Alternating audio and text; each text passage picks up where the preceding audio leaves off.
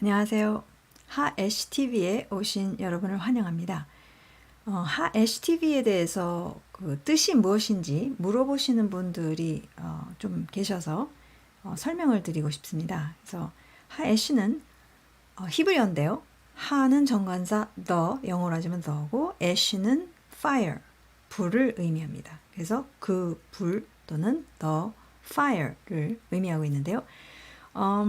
사실 하나님의 말씀을 봤었을 때에 불 하면은 이제 잘 이해가 안 갈 수가 있는데 왜 이런 생각을 하게 됐는지 간단하게 말씀드리면 제가 개인적으로 이 유튜브 채널을 시작하면 하게 되는 그 이유가 그 오늘날 거짓이 너무 많이, 그러니까 페이크 뉴스, 뭐 페이크 사이언스, 페이크한 게 너무나도 많이 유튜브나 인터넷에 너무 많이 있으면서 전혀 이렇게 확인이 되어지지 않은 가운데 너무 많이 나오고 있기 때문에 참 무엇을 믿을 수가 있는가, 무엇을 우리가 신뢰할 수가 있는가 하는 그런 많은 고민을 하게 되었고, 또한 오늘날 그 특별히 코로나가 일어나게 되면서 수많은 사람들이 전 지구적 차원에서 굉장히 진실을 원한다, 진리를 원한다. 그러니까 굉장히 진실에 대한 갈망함이 있다라는 것을, 그러한 움직임이 있다라는 것을 제가 개인적으로 이렇게 확인하게 된 그런 계기가 있었어요. 그러면서 참 진리, 하나님이, 창조주 하나님이, 이스라엘의 하나님이 정말 진리 그 자체이신데, 절대적인 진리시죠. 그렇게 믿고 있습니다. 그런 가운데서 진리에 대해서 오늘날 이야기하지 않으면 안 되는구나. 그리고 진리를 끊임없이 이야기를 해서 그 진리가 절대적인 진리, 절대로 타협되어질 수 없는, 절대로 이렇게 왜곡이 되면은 안 되는 그런 진리에 대해서 생각하고 고민하게 되면서 하나님의 속성에 대해서 생각을 하게 되었습니다. 근데 하나님의 속성 중에서 제가 이런 이름을 붙이게 됐어요. 그래서 순전한, 그러니까 하나님은 순전하시죠. 순도 100이라는 거죠. 100%를 생각하자면은. 그래서 그런 순전하신 하나님이신데 섞이지 않으신, 거룩하신, 다른 말로 하지만 거룩하신 그런 순전하신 하나님이신데, 그런 순전함이 하나님의 말씀에서 보면은 제가 그냥 여러 가지 그림을 그리시지만 그 중에 한 그림이 바로 빛으로, 하나님께서 당신 자신이 빛이라고 하셨을 때에 저는 그런 순전함에 대해서 생각하게 되었습니다. 특별히 바울이, 그러니까 사울이었죠. 사울은 이제 히브리 이름이 샤울이고 그 다음에 헬라어의 이름이 파울로스였습니다. 어쨌든 그러한 이름을 가진 우리 사도 바울께서 예수님을 믿는, 그 당시 유대인인데 예수님을 믿게 된 그런 유대인들을 다메섹까지 가서 다 잡아다가 이제 예루살렘으로 끌고 와서 다 감금시키기를 원했기 때문에 그런 열정을 갖고 이제 막 다메섹으로 가고 있는데, 그 다메섹 가는 길에서 밝은 빛을 만나게 되죠. 그 밝은 빛이 사도 바울을 딱 만나면서 사도 바울이 넘어집니다. 네, 그 빛의 강력함에 넘어지게 되면서, 그러면서 예수님을 만나게 되죠. 제가 그 대목을 보면서 사도행전 9장 말씀을 보면서 그러면서 사도 바울이 눈이 멀어버려요. 눈이 3일 동안 볼 수가 없게 되죠. 그런 강력한 그 진리의 빛을 만났었을 때 완전히 장님이 될 수밖에 없고 눈이 멀 수밖에 없는 가운데서 실론 어떤 현상이냐면은 예수님께서 그러시잖아요. 본다고 하는 자는 사실은 장님이라라는, 그러면서 장님이 장님을 이끌어가고 있다, 그런 표현을 하시는 것을 우리가 보게 되는데, 실제로 본다고 생각하는데 보지를 못하는 거예요. 자기가 본다고 너무나도 확신을 하고 있기 때문에 사실은 진리가 안 보이게 되는 그런 아이러니죠. 정말 놀라운 현상이죠. 근데 사도 바울이 그것을 경험하게 된 것이 아닌가. 본인이 진리라고 생각해서 그 열정, 하나님을 향한 열정을 갖고선 정말 다 잡아오겠다라는, 그러면서 정말 그냥 그 화를 갖고선 지금 다메섹으로 막 가고 있는데 진리를 만나버리는. 그래서 완전히 장님이 되는데 오히려 자기가 진리라고 생각했던 것을 더 이상 볼 수가 없게 되니까 완전히 그 흑암 비슷한 곳에서 이제는 진리를 직면할 수밖에 없는 그런 상황. 그 말씀을 보면서 순전한 빛이라는 생각을 했어요. 하나님의 속성이 순전하시지만 순전한 것이 이 빛으로 나타나는데, 더 나아가 이 순전한 빛은 더 나아가 불이구나. 근데 저희가 생각하는 불이 아닌 거예요. 저희가 생각하는 그냥 불을 붙이면은 다 소멸해 버리잖아요.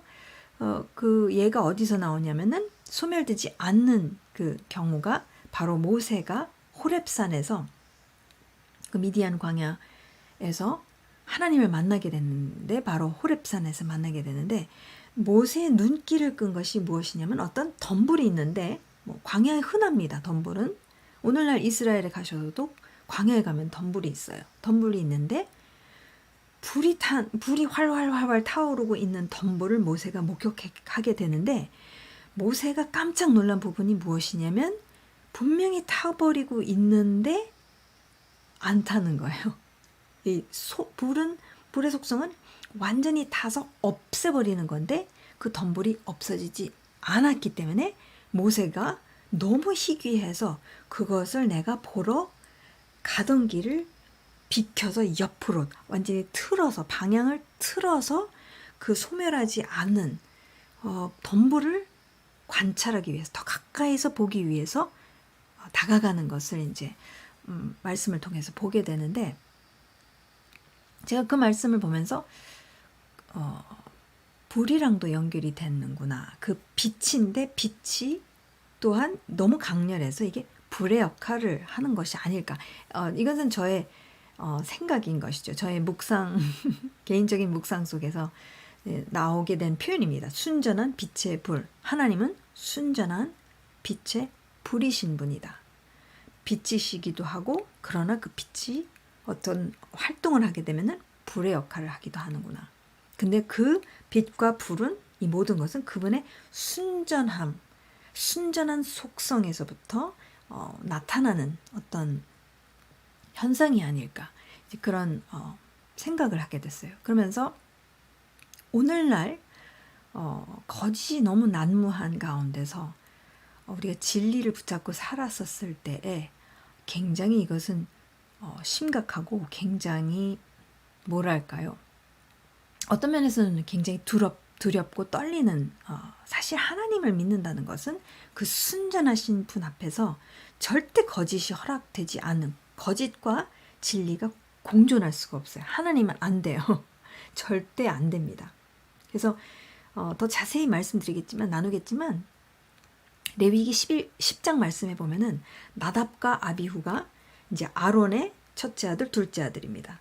이 나답과 아비후가 처음으로 하늘에서부터 하나님 앞에서부터 그 당신의 불이 이 땅에 임하는 사건이 레위기 9장에 일어나요. 성막을 모세가, 그리고 벳살렐, 구체적으로 이 브살렐이죠. 한국 성경 번역으로는 브살렐, 히브리어로는 벳살렐, 하나님의 그림자 안에서라는 이름을 지닌 이 벳살렐이 팀을 이끌고 성막을 짓게 되는데, 모세가 하나님으로부터 계시받은 천상의 성막 그대로 하나도 빠짐없이 그대로 똑같이 이 지상에 성막을 짓게 됩니다.